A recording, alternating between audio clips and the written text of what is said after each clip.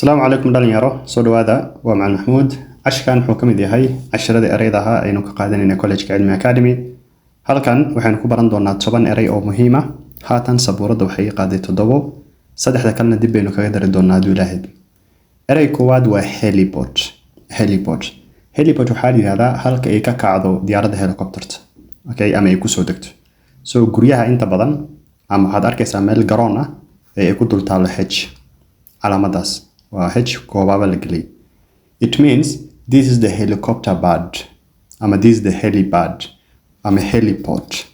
Yes, helipad, helicopter pad, heliport. Dhammaantood that was kumid waa halka ay ku soo degto diyaaradda helicopter-ta. Yes. Ereyga afraad isbitaalada leh, garoomada leh, guryaha dabaqyada inta badan leh dhammaantood. Waa waxa loogu talagalay diyaaradda helicopter si emergency inay u soo degto. Yes. ereyga labaad waxaa la yiraahdaa H waa inay cilad yar kugu yimaado a small problem. Okay, a small problem. Yes, H. For example, waxaan leeyahay the plan went ahead without a hitch. The plan went ahead without a problem. So market. Yes, he hitched the trailer to the truck.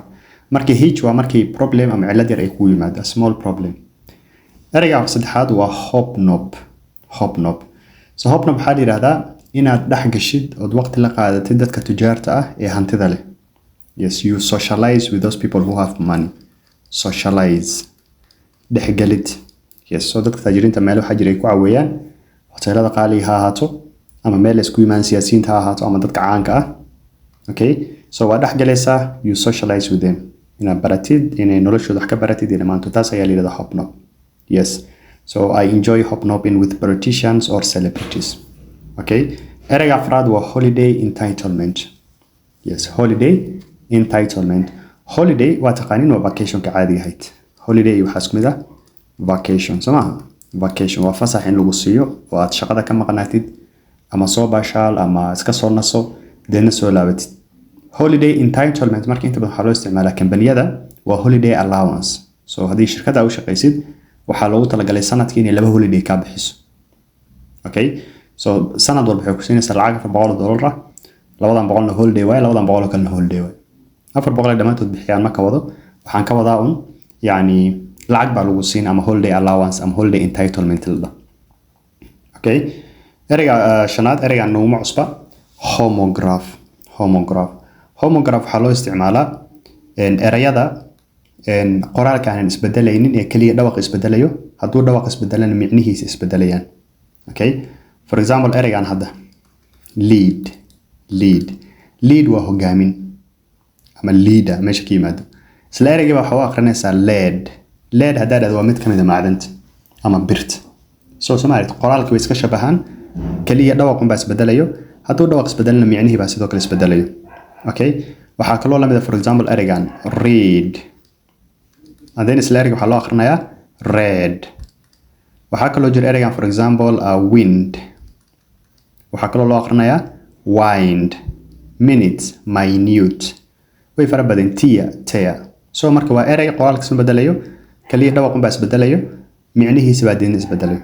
Yes, waa same spelling but different meanings or different pronunciation. Okay, good. ereyga lixaad waxaa loo aqriyaa hoot waa hoonka gaariga. Hoot, honk. So honka gaariga ayaa la yiraahdaa hoot. Soomaaliyan honk iska dhahayn laakiin honk waa English. Okay, the driver gave a loud honk ama loud hoot.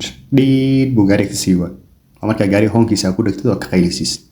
Okay, ereyga toddobaad waa hordes. Horde waa dadyo fara badan oo meel isku yimaado ama xayawaano fara badan oo meel isku yimaado. So for example dalxiisayaal fara badan baa isku yimid xeebta. Hordes of tourists ayaa leedahay. Yes, ama hordes of fans taageerayaal fara badan marka dad fara badan ama xayawaano fara badan markay meel isku yimaadaan baa la yiraahdaa hordes. I hope you have understood. So waan tirtirayaa saddexda erey kala dib aynu kaga darsano. Ereyga saddexaad oo in cashkan ku baranayno isagana aad muhiim ku ah waxaa la yiraahdaa horn waa geeska yani geeska xayawaanka saleelada haday geesa leedahay horn waa la yiraahdaa horn. Yes, horn funny thing hadda waxaan soo sheegnay hoot honk iyo horn saddexdan ayagana waxa marka loo isticmaalaa yani hornka gaariga did honk waa dhig hoot waa dhig kartaa honk waa dhig kartaa horn waa dhig kartaa yes for example don't press the car horn gaariga yani honkiisa taabanin so ereygan laba micno leeyahay micnaha koowaad waa geeska xayawaanka ama loo ahaado ama waxay doonto waxaana waaye honka gaariga yes so English is a very rich language hovel ama hovel waa guri yar oo iska dhoqasha yes just a small house that is very dirty that is very poor adigu guri yar oo dadka masaakiinta fuqarada ay ku nool yihiin ayaa la yiraahdaa hovel yes lastly ereyga ugu dambeeya inuu baranayno waa ideogram yes ideogram waa calaamad markay wax kale u taagan yihiin yes so for example hadda shimbirka cad ubaxa afku sito wuxuu u taagan yahay nabad u taagan yahay soma it's an ideogram for peace yes marka calaamada tan fikrad bay u taagan tahay ideo waa ideo oo idea ah fikrada u taagnayd gram sawirka ideogram yes I hope you have learned something I will stop